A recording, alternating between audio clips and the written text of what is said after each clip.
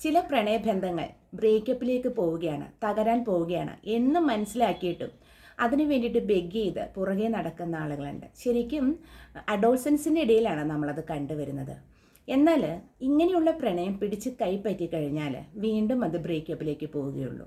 അതിലേറ്റവും most important symbols എന്ന് പറയുന്നത്, എന്നും വളരെയധികം സ്നേഹത്തോടുകൂടി സംസാരിച്ചിരുന്ന ആളുകൾ പിന്നീട് ഒരു പരിചയക്കാരെ പോലെ മാത്രം മുന്നോട്ട് പോകുന്നത് കാണാം. പരസ്പരം പരിചയം പുതുക്കും, എന്താണ് വിശേഷം എന്ന് ചോദിക്കും, ഇപ്പോൾ എന്തു ചെയ്യുന്നു എന്ന് ചോദിക്കും. സംസാരം 3-4 വാക്കുകൾ ഒതുക്കി തീർക്കുന്നതായിട്ട് കാണാം.